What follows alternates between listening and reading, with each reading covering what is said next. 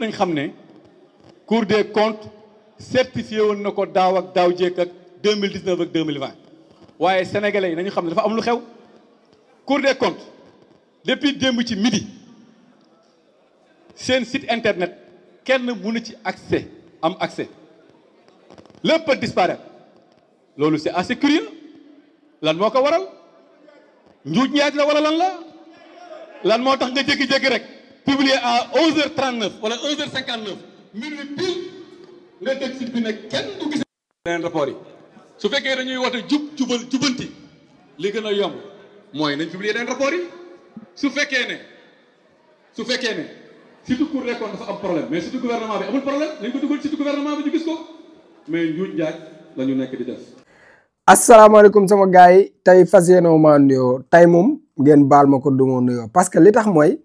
waa ji fan yi yëpp maa ngi ko gis muy telli di wër ci plateau yi di fen di kàcc di sos di tappale di manipuler di jéem a jaxase xelu askan bi ak ñi nga xamante ne nii li muy wax xëy na leerul ci seen bopp mu bëgg a essayer ut wax ju jub ju mën a teg ci seen loxo parce que ñoom moom mooy seen espoir fi mu toll nii ndax ñi doon fen ñëpp fen nañ ba sonn ñu ne ko nag jugal nga fen comme léegi rapport yi génn nañ.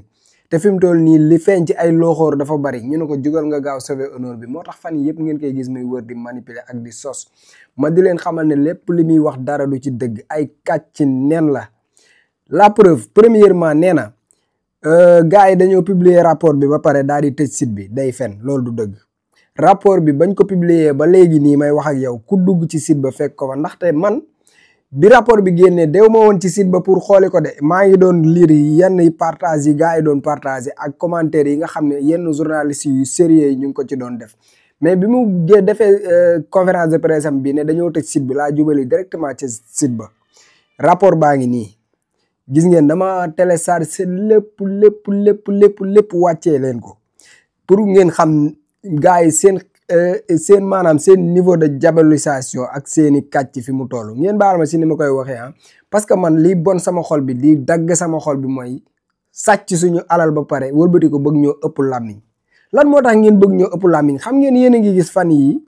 yi ñu nekk nii yéen a ngi gis gouvernement bi di génn bu baax di def ay conférence de presse parce que c'est normal buñ ko defeewul woon nii man dinaa ne ñii moom sawaay man xawma ci ñoom dara mais heureusement ñu ngi génn di def li nga xam ne moom moo leen war parce que mënoo yorum réew am ñoo fi fekkoon ñu sàcc ay alal ji yëpp këpp kees yi dem seen yoon Cour des comptes épinglé leen jàpp leen ñu bëgg a wëraat plateau yi di def ay conférence de presse bëgg a occuper réseaux sociaux yi moo tax gis naa ay ñoom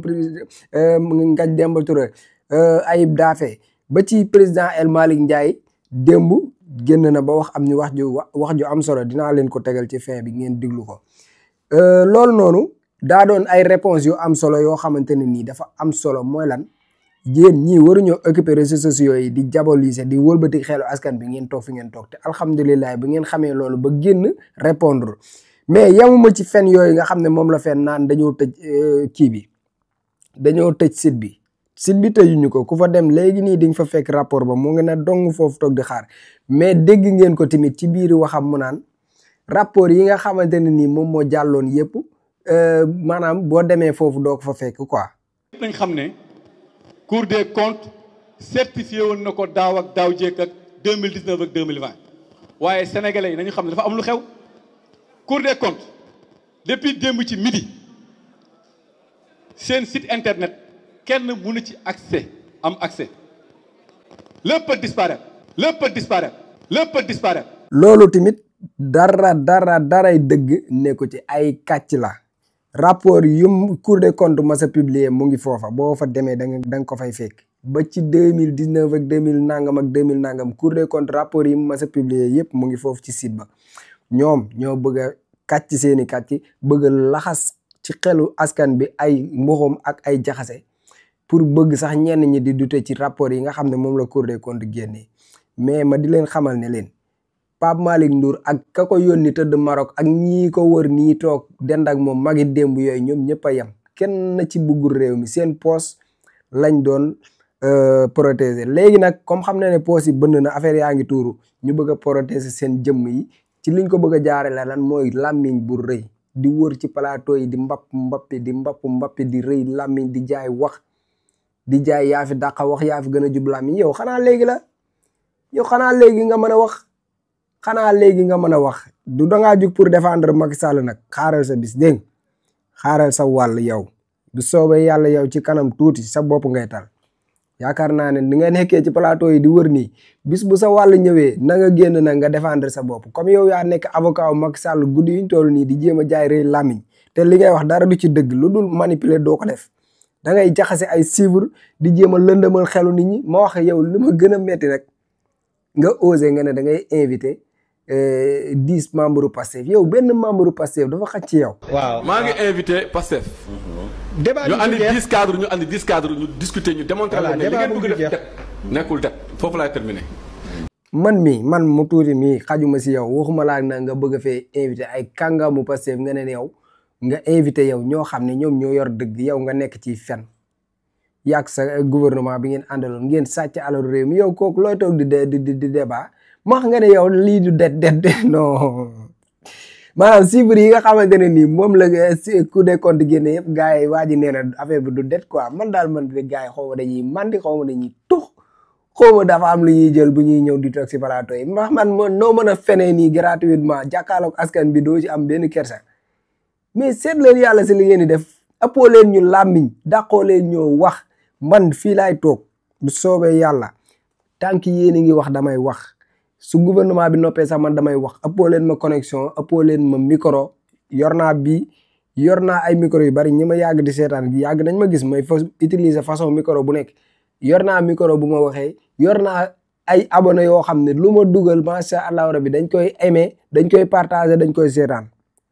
ay vie moom ñàkkuma ko kon yaakaar naa ne bu dee wër di wax dàqoo leen maa wax saa yoo leen génnee wax dinaa génn tontu leen fii laa leen di xaar li may def nii nag du poste buñ ma jox de kenn fayu ma dërëm mais sama askan moo tax ma di ko def du ma toog fii di leen seetaan ngeen di jaxase réew mi yàq réew mi sàcc alalu réew mi ba pare bëgg ñoo ëpp làmmiñ dañuy wax ba wër leen dàqoo leen ñoo wax te yéen da ngeen di fen te ñu li ñuy wax si dëgg lañ koy teg bàyyi leen seen sos yi bàyyi leen seen diaboliser yi ngeen nekkee bàyyi leen li ngeen di def mais waay gars yi war nañoo gaaw ci seen i mbir torop xam naa ne nag président El Malick démb nee nañu bàyyi di pressé gars yi mais gis nga lii mooy tax affaire yi ñu koy pressé parce que ñi dañoo soof yéen mënoo leen def seen bu ne weng ba pare bëgg ñoo ëpp làmmiñ comme ça chaque jour ngeen di wër di kàcci di wër di meew di wër di sos di jéem a diaboliser ku ci dàqam meew sa morom nga ne kii la comme ça yéen da ngeen di wax di sànni ñun ay chiffres lañ leen indil leen ay image ngeen di gis yu leer nañ li muy wax suba ba ngoon guddi ba bëccëg dara du ci dëgg amul xam-xam amul compétence amul njub daray jub nekkul ci Pape Malick Ndour daray xam-xam nekkul ci Pape Malick Ndour daray compétence nekkul ci Pape Malick Ndour kon yow du yow yaay taxaw di ñu wax ñu war a dégg li Cour des comptes génnee dafa leer nañ te képp ku ci am wàll ca lañ fa bind noona milliards yu bari yooyu ñu ne dañ koo sàcc ku ci laal fukki dërëm xaaral sa bis voilà moo gën wax ju bari ji ngeen nekkee ci plateau yi dàqoo leen ñoo wax voilà. yaa jëloo dañ la war a jox parole nga wax ndax yaa jël wala jëwoo kan moo nekkoon ministre des finances sous les sentiments Abdoulaye Daouda Diallo pendant 42 mois gisul rapport IGF gisul rapport Cour des comptes lan moo tax loolu lu tax laaj ñu ko xalaatam lu tax ministère des finances bii ko Cour des comptes joxee mbir mi ne ko expliquer lu tax jëlul mbir mi ko Abdoulaye Daouda Diallo mu leeral expliquer kon lu bëri lu ñuy wax tey foofu da nga koy gis ci rapport bi mais defuñu ko dañ ko nëppal répondre yëgul tinul loolu est-ce que principe du contradictoire la loolu def yaa ma neex la maay moom maay rapport maay épinglé maay recommandé maay def lu ma neex loolu quand même respecté wul principe du contradictoire.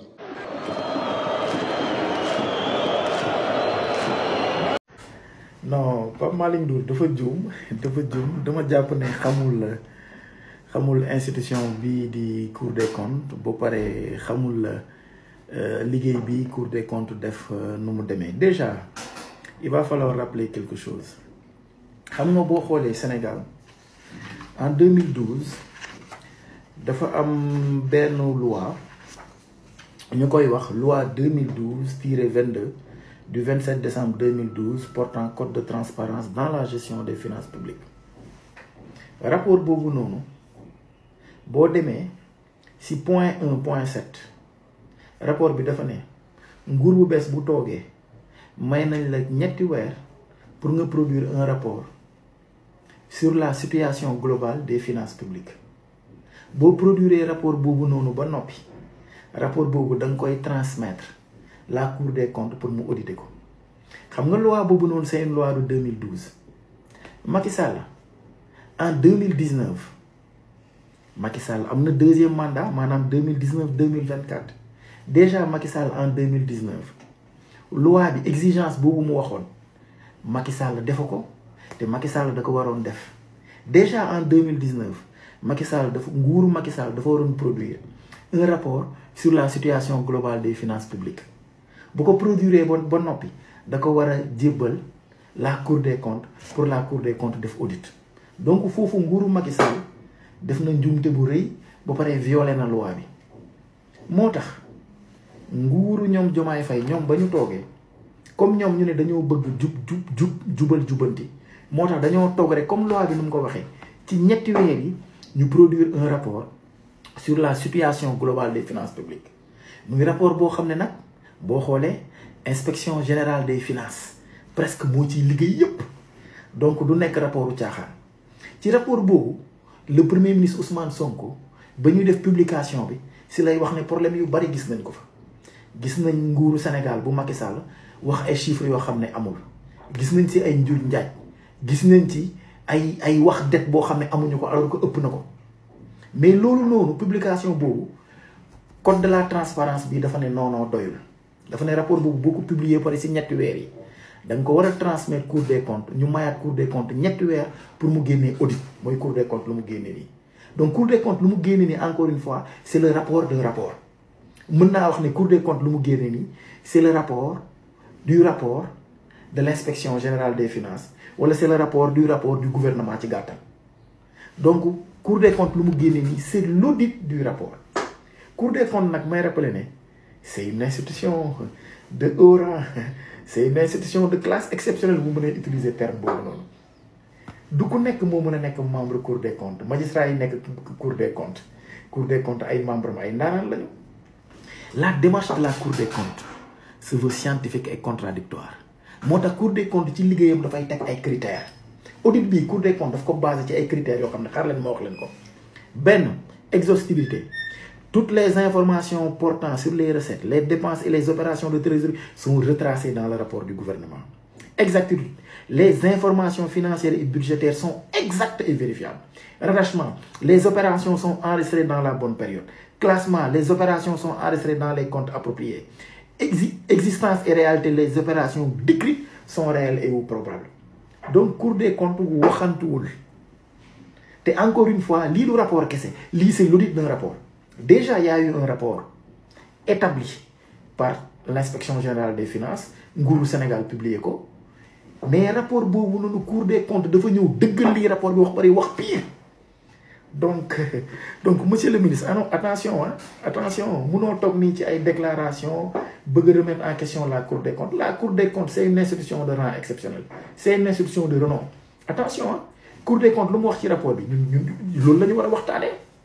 Regarde. Les travaux réalisés par la Cour des comptes montrent que l'encours de la dette est supérieur à celui affiché dans les documents de reddition. 13 milliards la nguuru Macky Sall waxoon ndekete bor bi ëpp na loolu ndekete bor bi ñu toll ci 18 milliards et quelques. L'encours total de la dette de l'administration centrale budgétaire s'élève à 18 milliards 558 millions tel au 31 décembre 2023 et représente 99,67% du PIB. Des comptes bancaires commerciaux mouvementé sur ordre du ministre chargé des finances et utilisé pour couvrir des dépenses budgétaires. xoolal ma loolu rek mën naa la ci yokkal yeneen attention la Cour des comptes c'est pas de la blague ah. xool immeuble yi ñu jaay immeuble yi dafa bari immeuble Parchat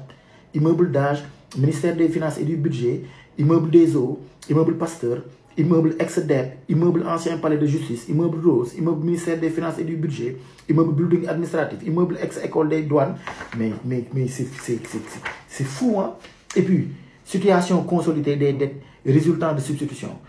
Regarde, BDF, banque BDF, substitution de l'État du Sénégal à la société DOAG dans toutes ses obligations de débiteur. Banque BRM, substitution de l'État du Sénégal aux sociétés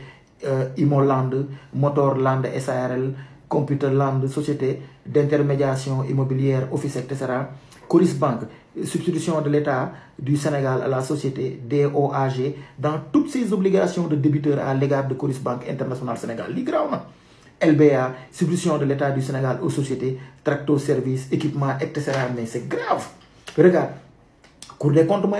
mon dette sous-évaluée de 5 000 milliards de francs CFA. Déficit réel 2 fois plus élevé qu'annoncé. 114 milliards d'emprunts jamais versés au trésor public. Des recettes irrégulièrement rattachées et des créances non recouvrées. Des dépenses fiscales non exhaustives et des exonérations non évaluées. Des transferts massifs aux services non personnalisés de l'État. D'accord? Des discordances dans les données sur les ressources extérieures. Une dette bancaire hors circuit budgétaire. Un surfinancement utilisé pour des dépenses non budgétaires. Des dépôts à terme non reversés au trésor. Un reliquat de 114,4 milliards de francs CFA de la société Sogepa non versés au trésor. Des déficits budgétaires sous-estimés. Une dette garantie sous-estimée. Pape Malick Ndour. La Cour des comptes travaille sur pièce. La Cour des comptes buy liggéey day interroger direction yi day laaj directeur yi day laaj service yi day laaj ci banque yi donc liggéey bi du liggéey waxantu liggéey boo xam ne c'est des chiffres xam nga sa compte bancaire bu amee 1000 francs ñu ne sa compte bancaire 1000 francs la am ñu laaj banque bi ne 1000 francs la am ñu vérifier ci compte mu doon 1000 francs loolu da nga ko mën a remettre en question. Cour des comptes noonu lay liggéeyee attention te wax naa leen sànq les critères yu Cour des comptes di liggéeyee donc encore une fois fu mu toll nii Cour des comptes lu mu wax kenn mënu ko weddi. kenn mënu ko remettre en question parce que lu leer la lu dëgg la loo xam ne dañ ko prouver dafa am ay pièces am lépp du lu ñuy lamlaame loolu mooy benn nañ ko tegee na léegi nag nañu ut solution lii nii nguuru Macky Sall def nañu ut solution ba du amati nañu ut solution ba du amati bu pare nañu fexe dellu ci liggéey bi aywa nekk leen ci jàmm. Ce qu'il faut comprendre mooy Cour des comptes dafay joxe rapport mais du moom mooy publier c'est-à-dire il faut que le président déclassifie le rapport. Pour déclassifier nag Cour des comptes publier. demal sur le site de la Cour des comptes sur site internet fi nga xamante ne fa la ñëpp di jëlee rapport Cour des comptes demal nga jël les déclarations de conformité de 2022 à N les rapports de 2022 à N nga xool ndax am na signature ndax am na cachet dama même foo de nii bu ñu wàccee ma dugal ko ñu génne rapport yi benn par benn yi nga xamante ne moo nekk ci site internet bi nga xamante ne fa la ñëpp di télécharger. ñu xool ban moo ci am signature ak ban moo ci am cachet xam nga lu tax duñ ko def. parce que y a de ces corps yu nga xamante ni duñu jël seen cachet ak seen signature di ko def sur internet pour éviter ñu koy copier. donc tous les rapports yi nga xamante ne dañ leen mettre en ligne sur le site de la Cour des comptes il y a pas de signature. mais par contre le document imprimé bi ñuy remettre au président au premier ministre ak au ministre dañ koy cacher signé ko date ko. yaa bo tey jii les partis politiques yi ngay gis fi duggal ci n'importe quel site internet nga xool ban parti moo ci def communiqué de communiqué def ci suuf signature ak cachet. léegi nag conseil constitutionnel différence bi mooy c'est-à-dire ñoom bu ñuy publier dañuy scanner. c'est-à-dire document imprimé bi ñu tiré. moom la ñuy scanner publier ko.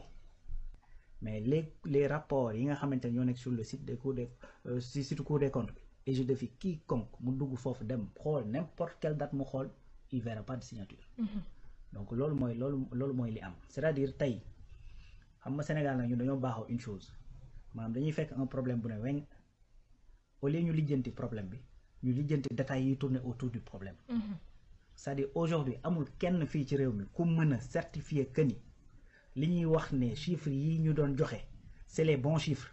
loolu amul c'est-à-dire gis nga tey aujourd'hui xam nga li gën a grave moo 18 000 milliards de dettes yi ñu wax. te Macky Sall ne woon 15 000 milliards la. kan ci moom moo ko contesté démb. wax ma kii ci ñoom. ba ci Pape Malick Ndour. contesté wu ko. 99,67% yi ñuy wax kan ci ñoom moo ko contesté li ñuy contesté mooy bâtiment yi jaay ñu ko. mais parce que loolu moo am. c'est la réalité des chiffres. après lan la ñuy contesté non amul ci document fu ñu bind falsification wala fu ñu bind manipulation. on n'a pas besoin de le dire. parce que dem littérairement lañu jàng lañu étudier seen on n'a pas besoin de dire manipulation tey quand je te dis li waroon dugg ci 2025 da nga ko dugal ci 2024 mais j'ai pas besoin de te dire que da ngaa manipuler. mais on devine que ni da ngaa manipuler. parce que waru fa dugg. donc dès l'instant que dugg na fu mu war a dugg mais le résultat va être faussé. te faussé mooy falsifié c'est tout. n'est-ce pas 20 milliards yooyu Pa Malick di wax. Pourquoi il parle de ces 20 milliards parce que gars yi dañuy wax ne découvert yi ñu am ci banque yi parce que tey da ngay dem banque mondiale wala nga dem UEMOA nga def benn prêt. Prêt bi dañ koy yéex a décaissé ñun la prêt bi dans 3 mois dana agsi. mais yow tey da nga am prêt 100 milliards. mais tey da nga soxla 50 milliards. da ngay dem ci benn banque de la place. boo nga xamante ni am na disponibilité nga ne ko prêt baa ngi ñëw wan ko les documents et tout ça ne ko ça arrive dans 3 mois damaa soxla 50 milliards. mu avancé la 50 milliards en attendant li di ñëw. loolu la ñuy wax ne ñi fi nekk dañ ko doon contesté. ñi fi nekk contesté wuñu loolu parce que dañ koy utiliser ba tey parce que loolu forcément da koy utiliser dañ jël à l'échelle du particulier man. mën naa dem sama banque ma négocier découvert sama salaire fa lay jaar dama naa leen chaque mois j'ai 300 000 de salaire mais samay charge 350 000 la dama bëgg ngeen defal ma découvert de 50 000 nga xamante ne heure bu sama salaire ñëwee dinaa mën a jël samay 300 000 teg ci 50 000 muy 350 000 heure bu salaire bi du gàttee ngeen dag ko ci loolu mooy découvert mooy dañ lay defal avance mais loolu état bi da koy def ba tey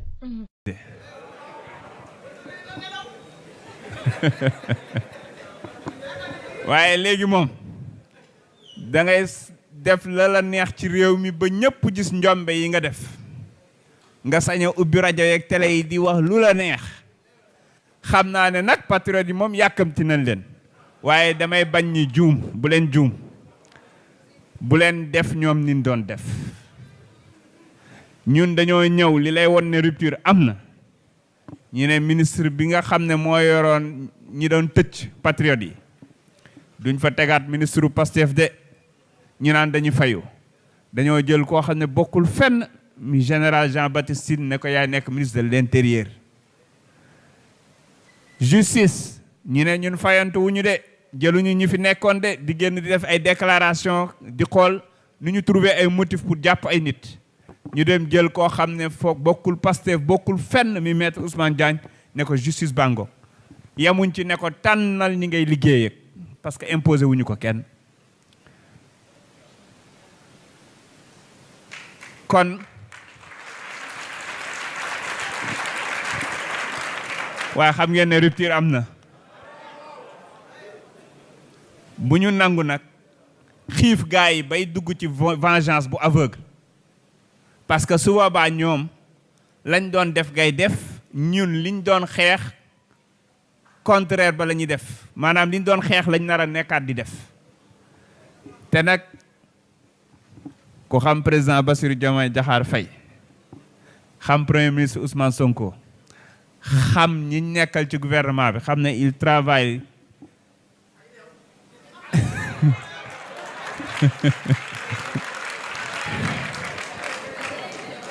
xam ne li ñu liggéey waxoon naa ko fi li mu laaj ak xam dañ ko koy jox ba buñ ko beccee teg ci table ji kuñ ci tudd de boye boo nga woo say mbokk ndax fayantu amu fi delloo rek goqi rek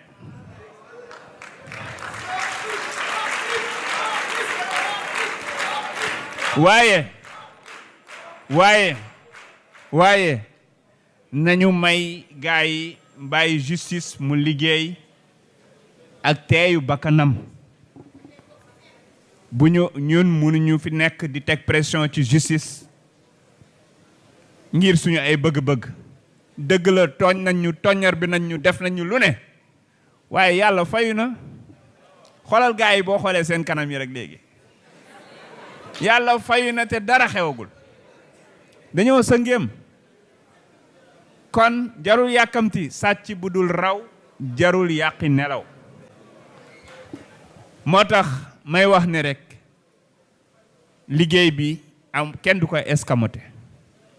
justice dina def liggéeyam na mu ware assemblée dana def liggéeyam na mu ware ñeneen ña ca des dinañ def seen liggéey na mu ware am na sax ñu yàkkamti naan haute cour de justice bi moom lan lay jëriñ kañ lay commencé xëy na dañoo xiif peut-être xamuñu nan la haute cour de justice di doxee moo tax dañ leen di comprendre waaye nañu bàyyi ñañ fa tànn lenn de leer na mooy ci réewum président Diomaye Faye duñ fi jàpp kenn forcé ko tëj la ci dulul yoon loolu rek moo am solo moo tax enquête bu ci war ay jamono kuñ fi doon woo nga wuy ji police waxuma justice de police rek yow wóor na la ne doo ñibbisiwaat ñun suñu classe gi bu ñu demee bu ñu commencé enquête dama naan ko sëñ bi gaawal ak lu ma mën di tontu danga may arrêté kon gaawal rek foofu lañ tolloon mais léegi ngay gis gars yi di dem di wuy ji ànd ak mbooloo ñibbisiwaat seen kër dem wuy ji waat sëñ rupture am na rupture am na mbokk yi bu leen kenn lëndëm gëlëmal wala di jéem a lëndëmal seen xel bu leen topp ñoo xamante ne nii dañoo sàngoo deru bëy ngeen yaakaar na ci projet bi lañ bokk billaahi bokkuñu ci projet bi te ma wax leen fii ngeen dégg ko fii ak ay semaines yu néew di ngeen gis ay tur ñoo xam ne jàppoon ngeen ni ci projet bi lañ bokk te bokkuñu ci ak ay firnde yu wér nag moo tax may woo mbokki patriote yi ak jeunesse yi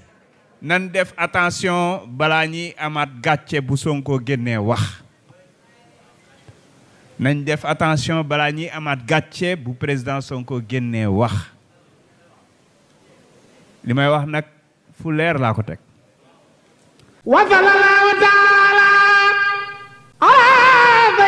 secret Cheikh Sidil Muxtaar ñaan yàlla Cheikh Sidil Muxtaar ibnu Cheikh Mouhamadul Amin ñu ngi toog ak sëtam Cheikh Abdoul Aziz Mbacké borom fas nga xam ne doo ko donnee ci ay maamam di fas gu baax ci néew kattan ak ngóora Cheikh Abdoul Aziz ana fa sunu fas gi. waaw bisimilah sëñ buur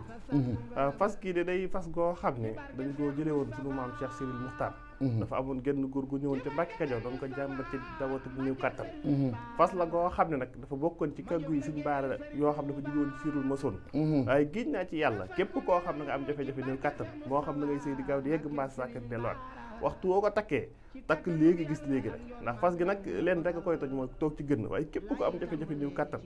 waxtu woo takkee fas gi da nga tàqaliko loolu bu faw ndax day gàllaaj goo xam ne gàllaaj gu yéeme ndax gàllaaju cat la ba mu ne la biirun baarun sa saqin mujj bu xaaf jana fa xëy ci baat yooyu ndax gàllaaju fas day gàllaaj goo xam ne da ngay takk léegi gis léegi ndax ñaareel ba sax dañuy wax ni nit bu ko takkee tëw a yegg di ànd ak soxnaam waxtu wu demee ba tëw a yegg sax dañ koy sart mu tekki ngir mën a yegg fas gi nag ak moo xaatim bee ànd waaye mboolem koo xam ne am nga jafe-jafe néew kattan ak at yoo mën a am rek waxtu woo ko takkee da nga tàqali koog néew kattan bu faw day fas goo xam ne sunu maam Cheikh Sidil Muxtaar moo ñu ko joxoon muy lu waay donnu daf lay ruus Cheikh Sidil Muxtaar juróom-ñaareelu xalifa Cheikhul Khadim jàmbaar ja ñaan ko yàlla bi kon yow mee seetaan wooteel ci numéro bii commandé ci fas gi ak fu mën a nekk ci àdduna dana la fa fekk ngir faj say aajo ci néew kattan ci biir néegu sëy am Sidi Lamine Bara moo sañ a fat dàmpamu.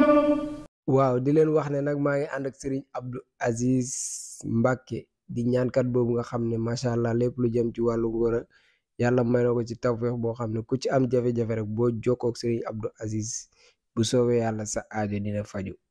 numéro téléphone bi moo nekk noonu ci suuf mais tamit day ñaan day listixaar kon nag jokkoo leen ak Serigne Abdou Aziz.